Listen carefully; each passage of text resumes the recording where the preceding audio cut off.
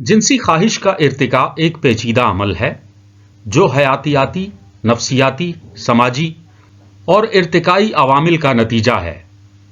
یہ عمل مختلف مراحل سے گزرتا ہے اور اس پر ماحول، تجربات اور ثقافتی اثرات کا گہرا اثر ہوتا ہے۔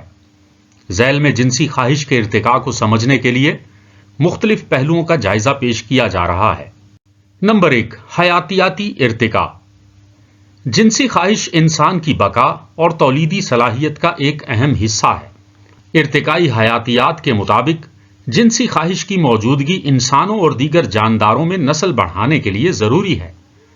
یہ وہ بنیادی محرک ہے جو تولیدی عمل کو یقینی بناتا ہے۔ جنسی خواہش میں بنیادی کردار ہارمونز اور ایسٹروجن وغیرہ کرتے ہیں۔ اول ذکر مردوں اور عورتوں دونوں میں ہوتے ہیں اور مؤخر ذکر زیادہ تر عورتوں میں ہوتے ہیں۔ ہائپوتھالموس اور لمبک سسٹم جیسے دماغ کے حصے اس خواہش کو متحرک کرتے ہیں۔ جنسی رجحان اور خواہش کی شدت جینیاتی عوامل سے بھی متاثر ہوتی ہے۔ ارتقائی طور پر مردوں میں جنسی خواہش زیادہ تولیدی مواقع کے حصول کی حکمت عملی کے طور پر سمجھی جاتی ہے، جبکہ عورتوں میں یہ عموماً طویل مدتی تعلقات اور بچوں کی پرورش سے منسلک ہے۔ نمبر 2، نفسیاتی ارتقاء۔ جنسی خواہش کا ارتقاء صرف جسمانی ضروریات تک محدود نہیں، اس کے ساتھ انسانی ذہن اور جذبات بھی جڑے ہوئے ہیں۔ سگمنڈ فرائڈ کے مطابق جنسی خواہش انسانی زندگی کی بنیادی قوت ہے اور یہ بچپن سے بڑھاپے تک مختلف شکلوں میں ظاہر ہوتی ہے۔ جنسی خواہش کا تعلق صرف جسمانی لذت سے نہیں بلکہ جذباتی قربت، محبت اور تعلق سے بھی جڑا ہوتا ہے۔ نمبر 3، سماجی اور ثقافتی ارتقاء۔ جنسی خواہش کو سماجی اور ثقافتی عوامل نے مختلف ادوار میں مختلف انداز میں متاثر کیا ہے۔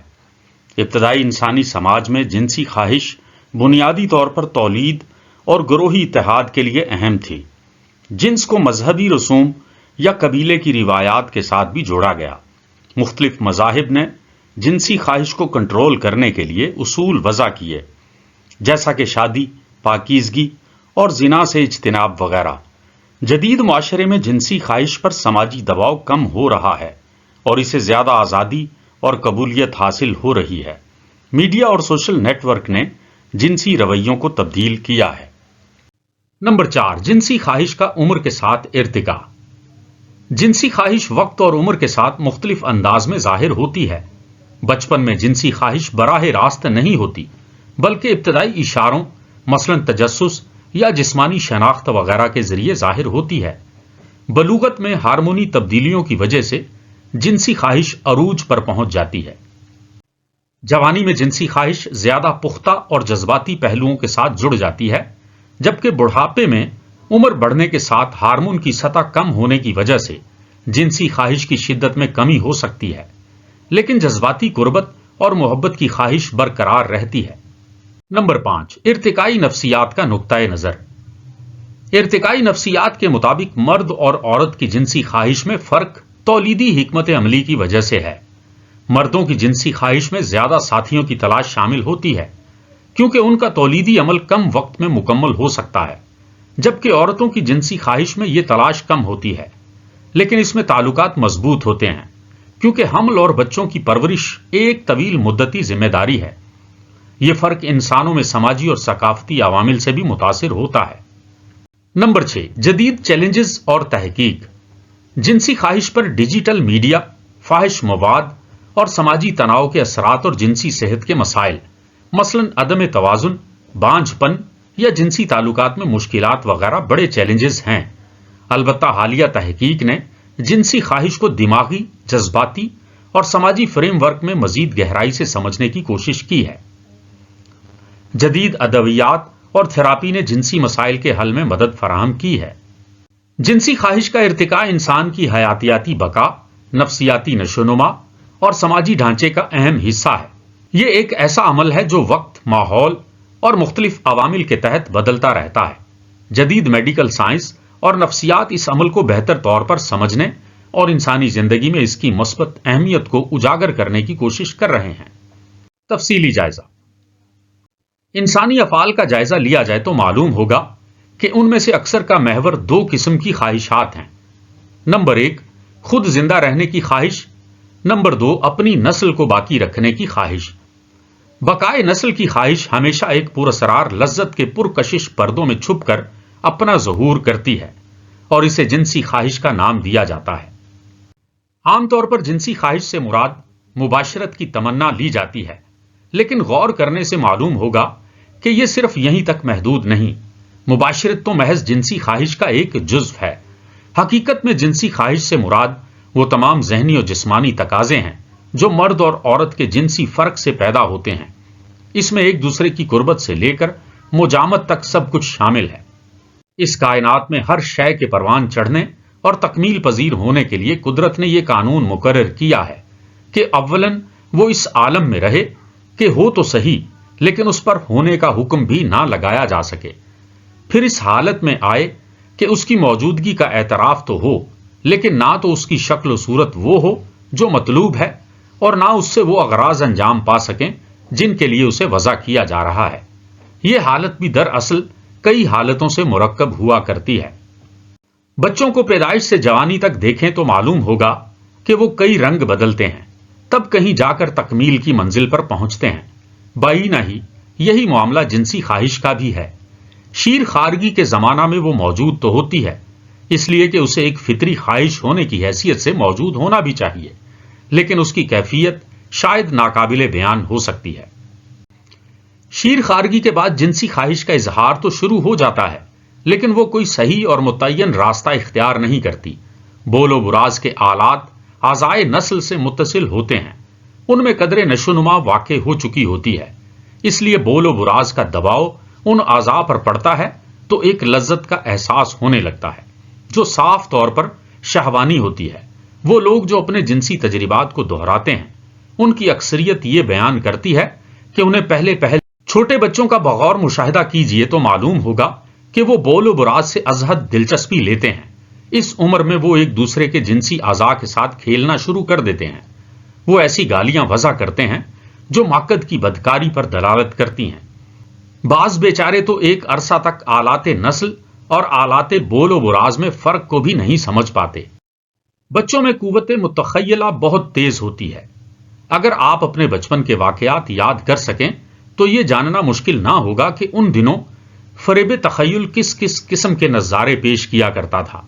جنوں اور پریوں کی کتنی محیر العقول دنیایں تھیں جو چشم زدن میں فتح ہو جایا کرتی ہیں۔ کھیل کود، دوڑ دھوپ اور مار دھاڑ کے ساتھ شہوانی تخیلات کا سلسلہ بھی چلتا رہتا ہے، اور کبھی کبھی بچہ نرم گرم بستر پر لیٹے لیٹے ایسے عالم میں پہنچ جایا کرتا ہے جہاں آپ اپنی خبر نہیں آتی۔ 12 سے 14 برس کی عمر زندگی کا بہت اہم موڑ ہے، جب بچہ اپنے اندر عجیب و غریب قسم کی قوتوں کو ابھرتے ہوئے محسوس کرتا ہے۔ وہ اس کے اندر سے ابھرتی ہیں مگر اسے اپنے بازوؤں میں جکڑ لیتی ہیں۔ وہ انہیں جذب کرنا چاہتا ہے لیکن خود ان میں جذب ہو جاتا ہے۔ وہ اس عالم میں سراسیمہ اور حیران رہ جاتا ہے۔ اس پر ایک گہرا تفکر اور حیرت انگیز خلوت گزینی طاری ہو جاتی ہے۔ چونکہ اعضاء میں پختگی آ چکی ہوتی ہے، اس لیے جلک کا آغاز بھی اسی عمر میں ہو جاتا ہے۔ ان فوان شباب اپنے ساتھ 3 بڑی تبدیلیاں لے کر آتا ہے۔ مثلا پہلی تبدیلی، اعضاء کی بناوٹ مکمل ہو جاتی ہے اور اخراج شروع ہو جاتا ہے۔ دوسری تبدیلی، جنسی خواہش پوری طرح بیدار ہو جاتی ہے اور جنس مخالف کی خواہش اور طلب سر اٹھانے لگتی ہے۔ ماہرین نے جو اعداد و شمار اکٹھے کیے ہیں ان سے معلوم ہوتا ہے کہ 12 سے 14 برس تک کی عمر کے افراد کا رجحان 50% اپنی جنس کی طرف، 40% خود لذتی کی طرف اور صرف 10% جنس مخالف کی طرف ہوتا ہے، جو رفتہ رفتہ زیادہ ہونے لگتا ہے۔ چنانچہ 20 برس کے قریب جا کر 50% جنس مخالف کی طرف، 20% اپنی جنس کی طرف۔ تیسری تبدیلی، اس کے احساس میں ایک نئی چیز داخل ہوتی ہے جس سے وہ پہلے یکسر ناآشنا ہوتا ہے۔ یہ عشق و محبت ہے۔ اس عمر میں محبت اور شہوت کا احساس بالکل الگ الگ ہوتا ہے۔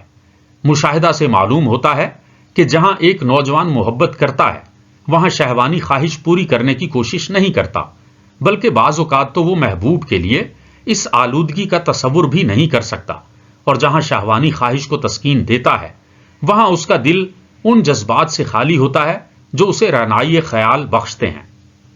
غالباً احساسات کی یہی علیحدگی ہے جس کی بنا پر بعض لوگوں نے محبت کو جنسی اور جسمانی خواہشات سے منزہ قرار دیا ہے۔ افلاطون اسی قسم کی محبت کا حامی تھا، اس لیے آج بھی افلاطونی محبت کی اصطلاح اس محبت کے لیے استعمال ہوتی ہے جس میں جسمانی لمس کی خواہش بہت کم بلکہ تقریباً معدوم ہوتی ہے۔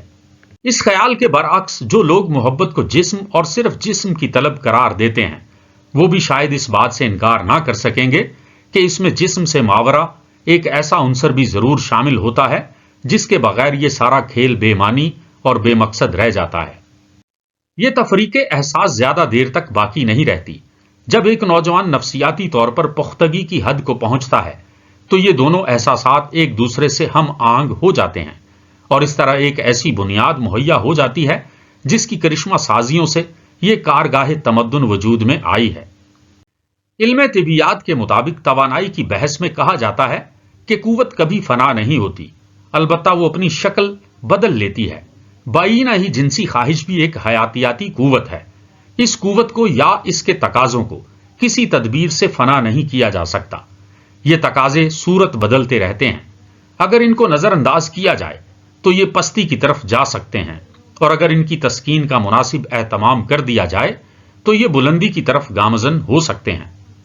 ختم شد۔